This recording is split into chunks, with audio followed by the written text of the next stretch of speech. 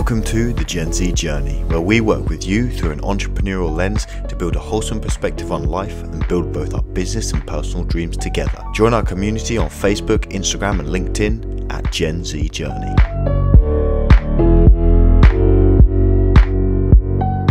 Okay, so hello and welcome to another Gen Z Journey podcast.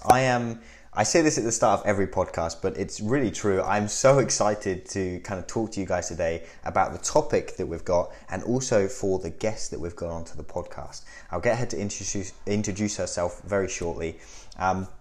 But this week's topic is body positivity. It's not a topic that I'm kind of pushing and that I've put forward. It's our newest member, Yadira, and she's going to be really heading up and hosting this podcast. So again, very, very excited to have her on board. You had her introduction podcast last week, which you can go back and listen to find out a little bit more about her and who she is. But definitely stay tuned for today's podcast. It's going to be very, very exciting. And I'm just excited to learn more. And my ears are open to everything that these guys have got to say. I think it's going to be super valuable. But without further ado, Maya, I'd love for you to introduce yourself and the Making It Big podcast. And we can kind of just take it from there. Yeah, sure. So firstly, thank you guys for having me on this podcast.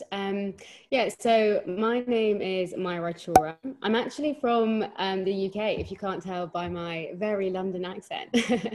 So I actually am a co-host of a podcast called Making It Big. So Harry, who is my partner, and we host a podcast in the UK where essentially we want to inspire and empower, other young people, whether they're entrepreneurs, whether they are just at uni or students, because I think we're living in a very interesting time. And I think there's a lot for us to learn from each other, but also others. So we love to just interview people about their experiences and basically learn about, what it is to make it big. And you guys are a perfect example of, people doing that, because your podcast is great. And it's really cool that we have a really similar vision. So yeah, that's what Making It Big is. So yeah, check it out if you want to, but without a doubt, people should definitely check it out. I met both the co-hosts of the podcast. Obviously Maya's on now, but I met them both about a week ago now, and just absolutely lovely people on, like she said, on an amazing mission, just to bring that to people. And their content, the actual product of their editing and everything on their podcast is incredible. I'm obsessed with how well their audio is, how well it's edited. So just great job to them, guys. Definitely go and have a look. Hopefully we can do a collab soon, because that will be exciting stuff. Oh, that surely will. That definitely will. But yeah, definitely go and check them out. But Yadira, take today away. Let's really capture the essence of this topic. Okay, so body positivity. Okay, so first I want to start off by saying, kind of my background with it, how I got into it and what it is. Body positivity, this whole movement is just about kind of like people just embracing their bodies and not conforming to beauty standards that are very damaging, both mentally and physically, and learning to accept and love yourself inside and out. And so what initially got me really into all this was my whole journey with doing ballet and stuff. So I did ballet for about 6 years throughout middle school and high school. And I think I started actually at the end of elementary, something like that. Or I think 6 or 7 years I did ballet. Through all that, my body obviously went through a lot of change, growing up from a little kid into a more teenager body. And while doing ballet, I got super thin because I was doing a lot of exercise. I didn't think so back then because it was just so, there was always mirrors in the classroom, obviously, because it's ballet. So you need to look at yourself, look at how you're doing the movements, correct yourself. And so that's kind of where it started, with this whole kind of insecurity and kind of hating my body and hating how I looked like, because that constant reminder of all my features, of all my little imperfections were just reminded, I was reminded of those. Yeah, so that's where it kind of started to increase. And I was it got to a point when I got to the highest level where I just every day I would think about how I looked like, what I was eating, if my stomach was like sucked in or not. Like I would count my calories subconsciously sometimes, like I was just trying to enjoy my food and I'd be like, oh, but how many calories does this have? And so it got to this point where it was really damaging.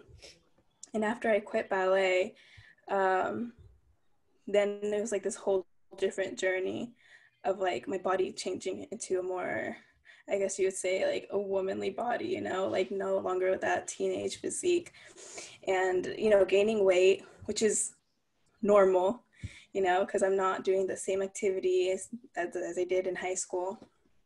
And that's kind of where I was getting self-conscious now about putting on weight. And I hated myself. I felt so depressed. And then on top of that, there was like some personal issues that were going on. And so I just fell into this really deep depression. And I just like I didn't feel comfortable with myself. And I was trying to change everything about me. I would try to exercise so hard, and then like one day I wouldn't do it and I just would stop and I'd binge eat and I'd feel so badly. So it was just these ups and downs constantly. And so I was just what really like brought my awareness of like learning to like love myself and to accept the journey that my body was on was really going through Instagram.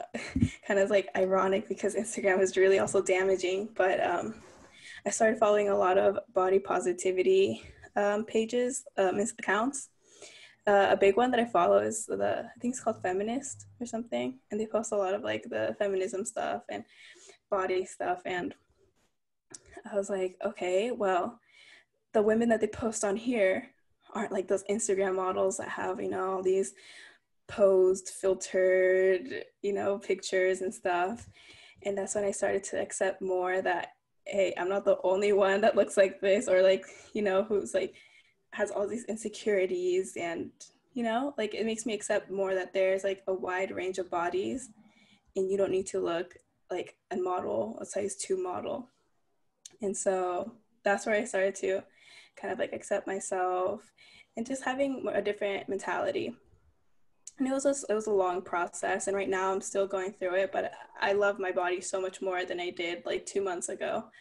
And I'm still working on it. I still have my down days, but I'm proud of where I've come. I know it's really hard for people to like go on this journey and to accept it, and they don't get to that point sometimes for a long time or ever where they're okay with their bodies. And that's what I kind of want to discuss about, and what's so damaging about social media, and how to just get through that and learn about that. So Maya, if you don't mind, I'd love to hear about you and your story with the body positivity and what got you into it. Yeah, well, firstly, your story is amazing. And I think the fact that you have been able to also really embrace your I guess your journey, your struggles, and also your vulnerability. Oh my gosh, like you are thriving now. And I think it's amazing. Thank you. So many people have so much to learn from this, because I think it's so true. I think, the one thing even just about your story is that body positivity for everyone is actually such a personal thing. And in some 100%. ways, how people talk about it so generally, it's like, well, actually, every single person body and their journey is just really different. So yeah, I guess I've always been quite into it. I mean, similar to you, I used to do a lot of sport. I think generally, like I actually went to an all girls school, and I think that really does make a difference when it comes to what you look like and things like that, because you're always comparing yourself to other girls and things like that. Mm-hmm. And I think the more and more I've just been growing up, like you said, with more technology, it just takes over, and people actually trust themselves a lot less than what they see in pictures and Instagram and filters. And the other day I actually saw that people are going to plastic surgeons and showing them Instagram filters and being like, I want to look like this. And I think, isn't that just mental? You like, where have we come? Exactly. And do you know what's really something I've been quite passionate about that I've learned really recently is that I always thought it was a girl's problem. And I always thought it's only girls who kind of suffer with this idea of, you know, having a small waist or, you know, looking a certain way. But as I did more research, it's actually really, really common in guys. And I think, you know, that idea of having to look, you know, really strong or muscly, and there's the same pressure for them as well. So what 100%. I found so interesting, yeah, exactly. So what I found interesting is clearly it's really, really common in guys and girls. So this is a huge issue and something that cannot just be spoken about, like, you know, occasionally. I think it's an ongoing conversation that essentially we need to support and help anyone kind of going through any sort of journey. Because, and I think you're a really good example of this, is it's not a quick fix, right? It's not just like the next day you can feel really good. It takes time, and it takes, in some ways, practice, right? Oh yeah, a lot of mental practice, mentally, you know, assimilation into a different mindset. Exactly. And I think, you know, as much as we can say, oh, like, don't look at the Instagram photos or things like that, ultimately, you know, our generation is on it a lot, and subconsciously you do take in certain images and certain kind of, like, you know, ways of thinking. And I know, you know, we were speaking really recently about that whole illusion effect on Instagram and how it can be the same body and the same clothes, but different angles or different kind of just like positions can make you look completely different. And yet we only like to believe the kind of like better looking one. And I just don't think that like those photos are shown enough, really. But I guess a bit more about the context of why I'm in this is because, so actually a couple of years ago, I had done some work with Dove, obviously like the soap brand. Everyone knows them as that, so there you go. But they were doing, so they have a really great thing on self-esteem. So they have the Dove Self-Esteem Project. And I actually really recommend people go on that, because you see some of the stats, and like you mentioned in your article, I mean, 8 out of 10 girls say they struggle with how they look and they don't have the confidence. And when you think about that, that is a lot of people. And I think it's really sad. It's not even shocking. Well, it is shocking, but it's just so sad how we're living in a society where, you know, so many girls don't even go to school because of how they look, or feel that they can't hang out with people, or have to say no to social occasions because of how they look or how they're going to be judged, right? And something needs to change. And that's why I think the fact that we are going to talk about this today, and that, you know, you're really passionate about this, I think is we need more people like you, basically. We just do. Oh, thank you. I just wanted to jump in, actually. I do have a question on this, and I love the fact that you said that actually it's a very specific journey for every individual. I think that's so true and so important.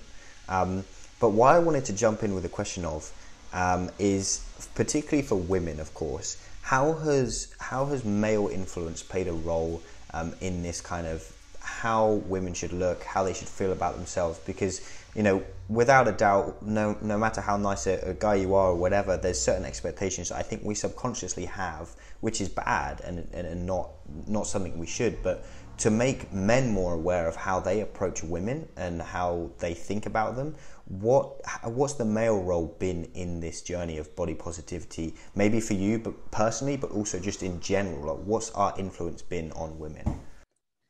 So I just barely skimmed on that, like in my article, I just barely talked about it, how I think the two major influences on, like, you know, these beauty standards and how women think they should look and stuff is like these huge corporations or like companies like Victoria's Secret, you know, like these the high fashion companies, you know, Tom Ford, stuff like that, because they have these models that wear their clothes, but you want to wear their clothes.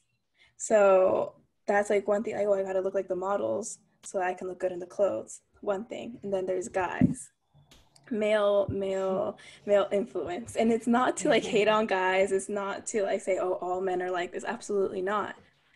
But, you know, it's obvious that throughout so many years, so many decades, centuries, women have been objectified and used as just like these, like, more like a sexual object instead of like an actual human being. And I think that affiliation with sex and everything that's just, you know, more explicit with women, it's like it's damaging because you don't view them as human beings at the end of the day. If you just think about them in such a sexual way, like breasts, everybody has a nipple, everybody has boobs, but girls can't go out to the beach without wearing a top, you know? Yeah, and it's just like all these exceptions that are made for men that women can't join on because they're girls and they've been sexualized their whole life, the whole you know, throughout so many years. And so I think it has a lot to do with men, because if men view themselves as higher, which it's been true, you know, they think they're stronger, and yeah, I don't know, biologically they might be a little bit stronger or whatever, but just that anti-woman kind of sentiment is really damaging.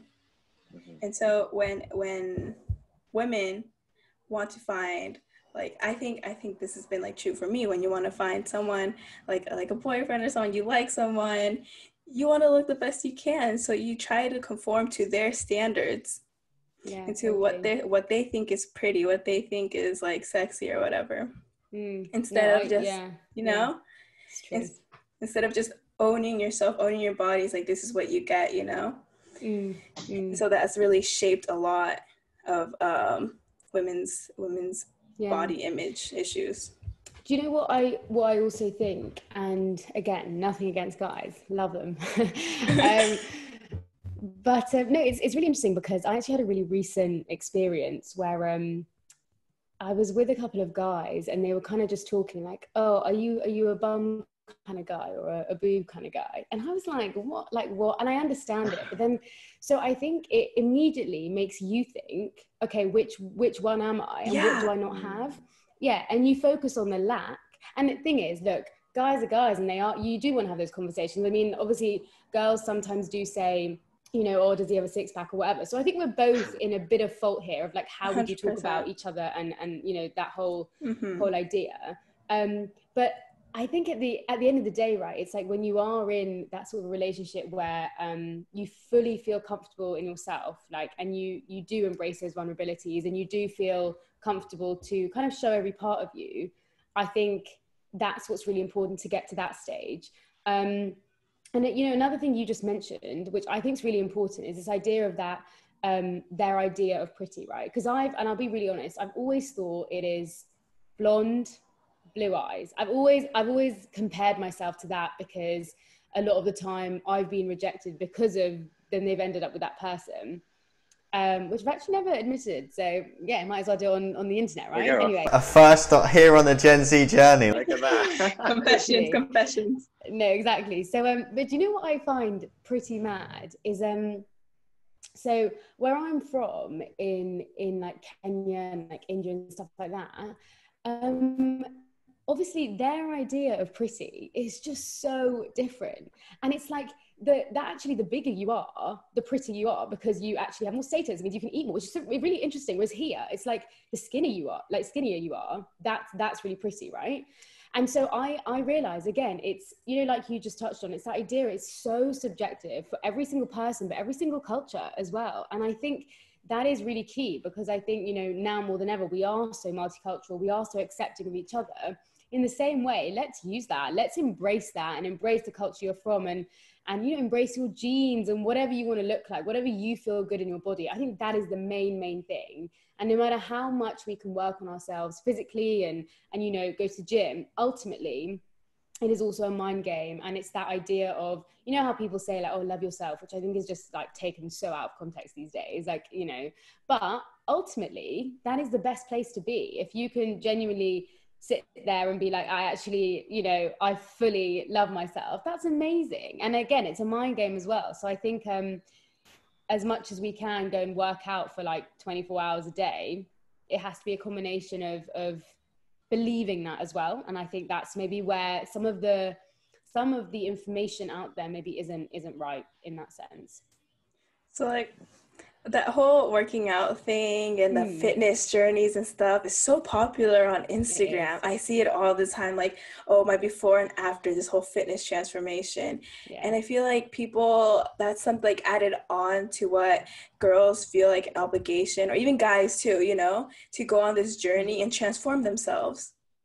But it's like, they, at the end of I remember when I tried to do that so badly, and I reflected on it. Now I look back and I'm like, in reality, working out is good for you, you know, it makes you look so much better, feel so much better.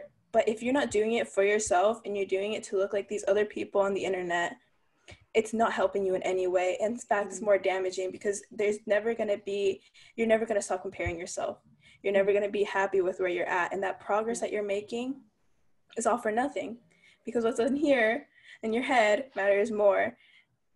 And so, you know, that's just a huge thing. And I think, you know, on that note, you are so right that there has been such an increase in the amount of those like kind of fitness things online, and ultimately it's so easy to access like these images and things like that.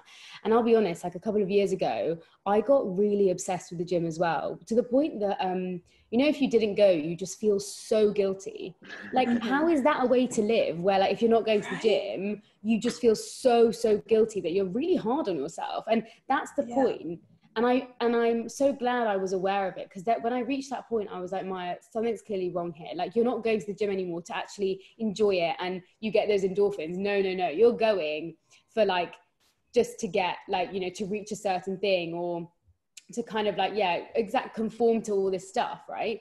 And ultimately it's kind of addictive. Like, you know, you do go on Instagram and you can't help but scroll through these things. And I think this is where we always blame maybe social media, which I think fair, like it's definitely an influence.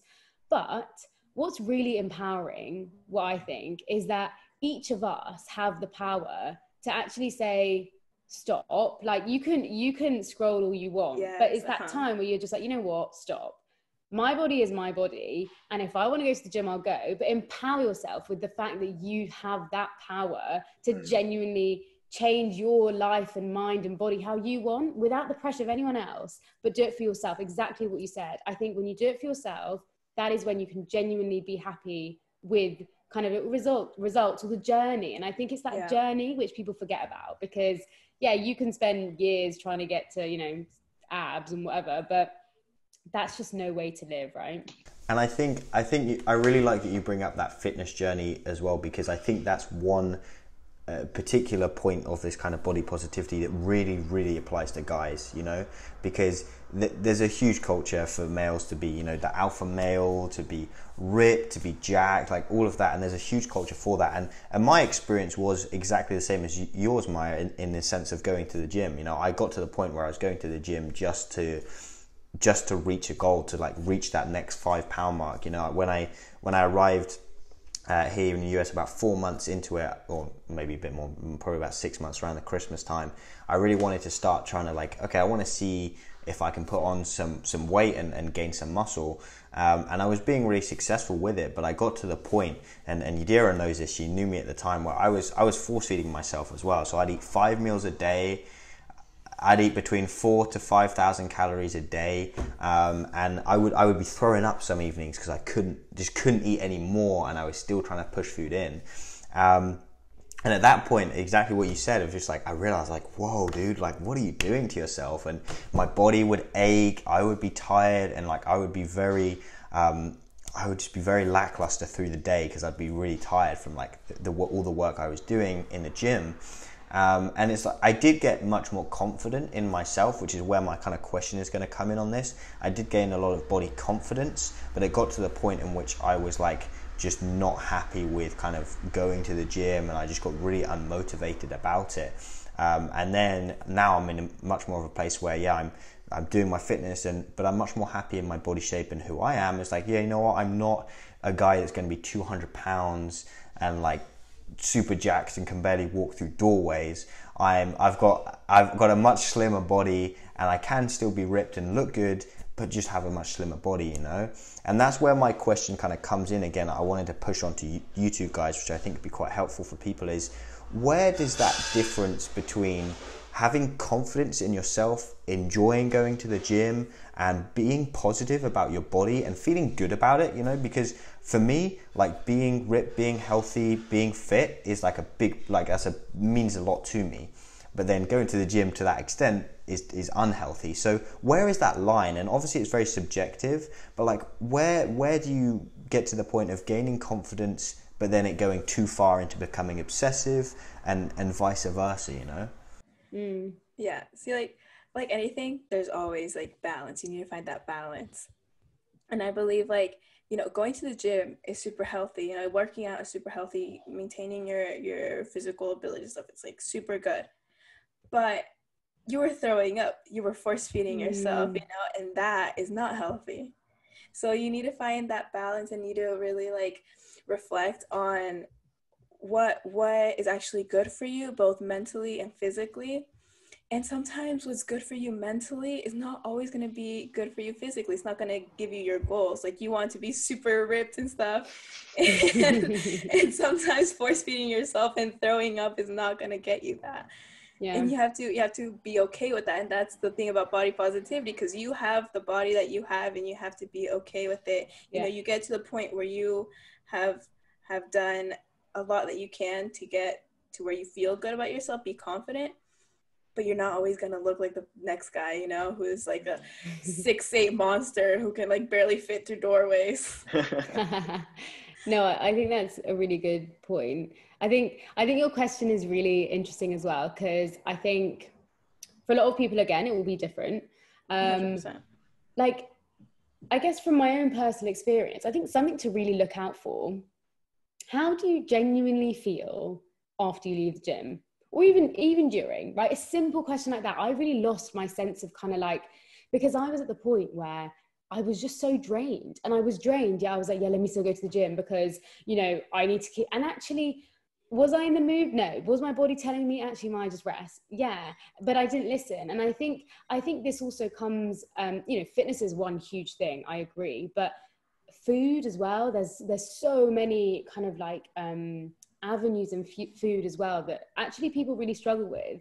And I think ultimately it's a really big combination of everything, right? The physical, the food, the mental, and it's that being really in tune and aware with what your body needs. Because I think I completely lost that. You know, I remember so well literally finishing at the gym, but literally going into my car, and I just didn't even want to drive. I was so tired, and I was just pushing myself. And I think pushing yourself is good, but pushing yourself to the point where you actually just aren't happy, you don't really function very well, and your body is like screaming at you, telling you to stop, literally stop. So actually, some good advice just for anyone who is listening, because something that's really helped me is because of COVID, I obviously haven't been in the gym, which is kind of a blessing.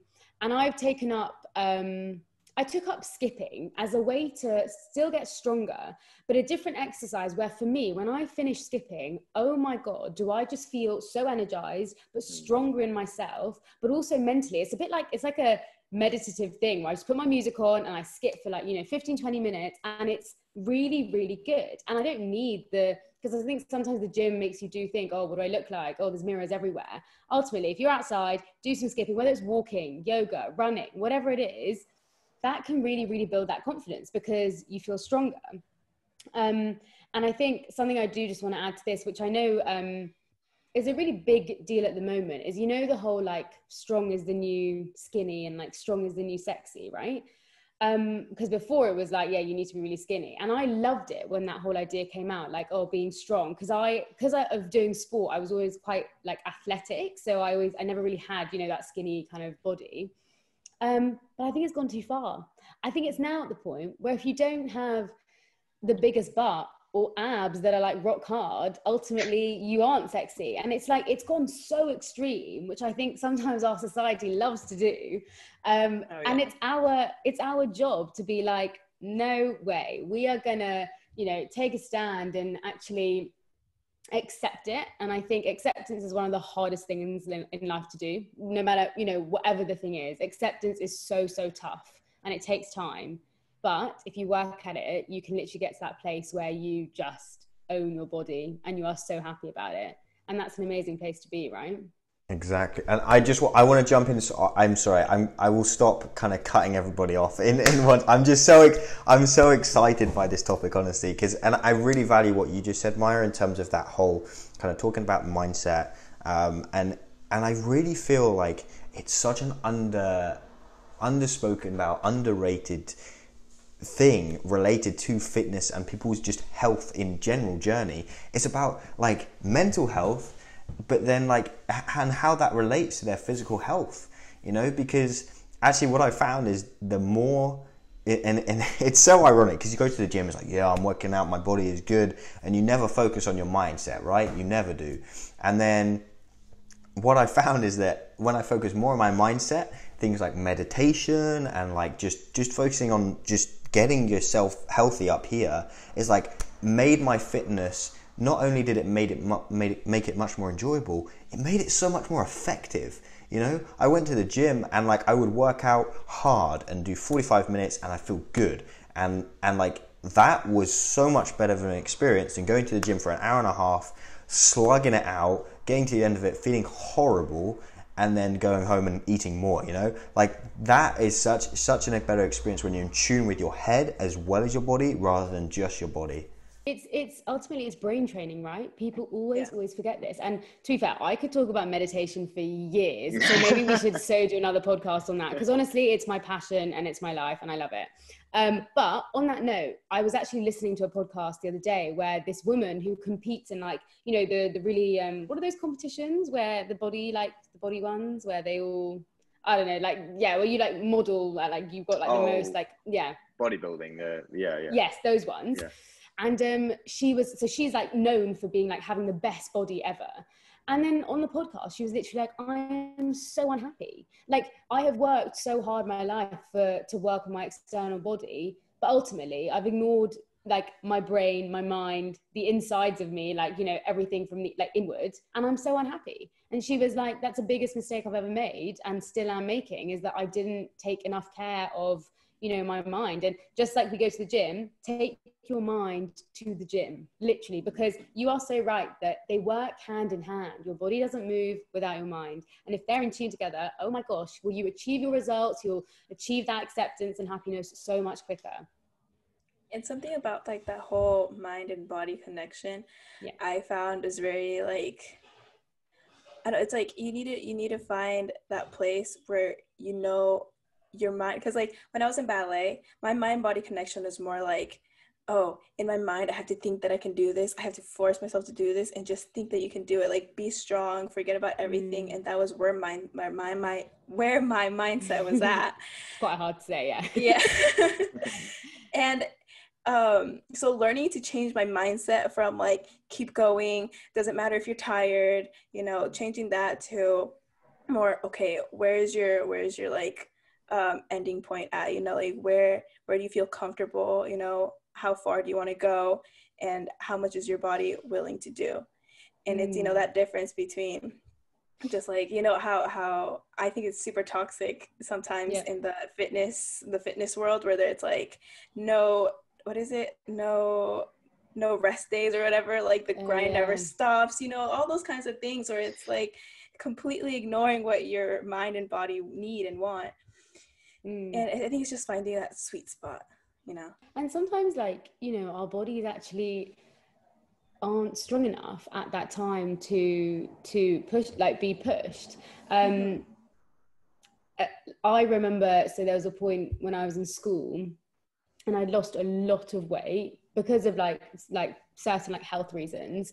And I basically got to the stage where I couldn't really walk much, couldn't really go to the gym. And I was so athletic. Like that was my past. I was really, really like sporty. And it was devastating that everyone else was still doing that and I wasn't. And the way I got stronger was I focused on my mind first. And again, never have said this ever before in my life, but I spent a year only training my mind, which gave me then the strength to train my body. And now I'm back, playing full-time sport and going to the gym. So I definitely think there is a lot in what you're saying. And actually, I don't think it's been researched enough, this mind and body connection and essentially how they basically elevate each other, right? And I think that message has gone, and it's more just, if you're going to work on your body, go to the gym. If you're going to work on your mind, just do meditation. But what about together? So I think that's a really, really interesting area to explore, and I think hopefully there are going to be people doing it, and if not, then our generation will. There you go. Exactly. And I think another kind of thing we can just squeeze in before we begin to wrap up was, I'd really love to talk about choosing role models, you know, particularly on people's like kind of fitness journey and stuff. A big one for me, and everybody that knows me knows this as well, is that my biggest one is Cristiano Ronaldo. He's my biggest kind of role model, biggest man crush. Like, I love him. He's great. But the thing about him for me is not just like how good he is and the athleticism and all of that. It's his mindset and approach to the way in which he approaches football, or soccer if you're in the US. His approach to it is just so... The mindset just attracts me so much, you know? Like, he's such a family guy, he's so family orientated, but at the same time he can be on a pitch with a group of very alpha male guys and still perform at the best. And it's because he's not competing with any of them. He's competing with himself and his own mind. And that taught me a lot. And he's been a big role model kind of throughout my life, and probably the number one for me. But what about you guys, like in terms of choosing those role models, and how are you careful about who you pick to be that person you aspire to be, you know? So personally, this is like, my role model is kind of like an example how social media can actually be helpful instead of, really damaging. So there's this girl on TikTok. Her name is like Clara something. Her username is like Clara and herself. But when I found her page, I was like, oh my God, like this is like this is like so inspiring, because so usually what I would see all over Instagram is just like a lot of body positivity, but for, plus size women, plus size girls. And it's like, yeah, like good for them. Love that. You need to have confidence in whatever size. But I'm more average, I want more representation of like average size people. And that was like what she was doing. And I thought, if you're average size, you should be able to fit more into like that skinny fit kind of category. And so I didn't feel good because I wasn't in that. But seeing her show her body, like she was making TikToks, of like, this is my body post and this is how it is relaxed. And you can see all these rolls come out of like this small girl. And it's like, that's insane, because I didn't think that could happen. And so it's just kind of those types of TikToks. And then something that really helped me was one of her TikToks that said like how like you need to stop comparing yourself to other girls. Like when you see them walking down the street and you're like, oh, like this girl has this, or like you start judging her, And an exercise that I do sometimes when I catch myself in those moments where I'm like, ugh, look at that girl. Like, yeah, she's pretty, but she doesn't have this. She looks like that, And I start judging her because I start getting insecure. So when I catch myself doing that, I'm like, oh, well, why am I doing that? I'm like, okay, well, I just said all these like mean things about her. What about I say many more nice things about her? So I think of all the great things that she has. And then I also name good things about myself, because I need to stop comparing myself to other people. And so, it's just like that mental exercise that you really need to like get into to adjust your mindset. And so that girl, Clara on TikTok, you guys should follow her if you're on that body positivity journey. But yeah, she really helped me a lot.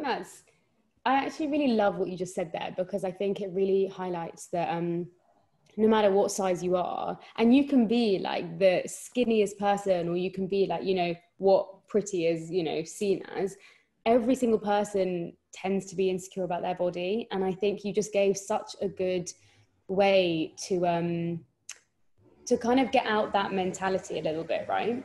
Because I think so the back of my screen actually just says grateful, and I always when that happens to me as well, I catch myself and I'm like, okay, literally say just 3 things you're grateful about yourself, right? Because we don't do that enough, and we always are like, oh, like, she looks like this or whatever, even like he looks like this, or like, oh my gosh, he's like, he has bigger arms than me and whatever. And actually, okay, but look at yourself again and be like, okay, but I'm a super loyal friend, or like I have this, and it's that. Stop focusing on the lack of something and really, really look into what you do have and what you can use as your kind of like strength and what empowers you.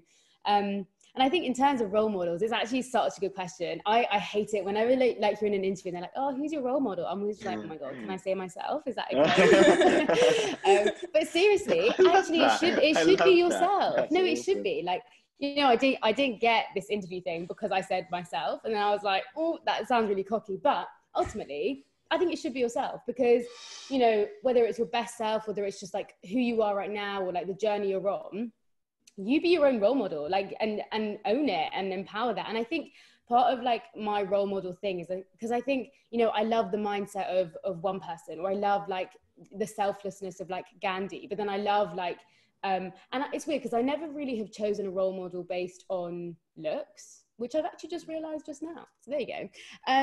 But I think, and I think that's a good thing.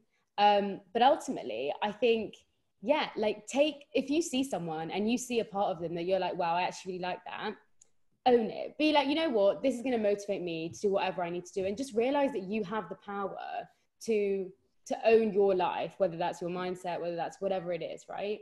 And I think that's the best thing. And you can only start doing that once you accept yourself, which I think no one ever realizes. You can't just go from like here to here. You have to accept yourself, be kinder to yourself, understand yourself. So understand your body, your mind, what it needs. Then you can literally rise to wherever you want to be.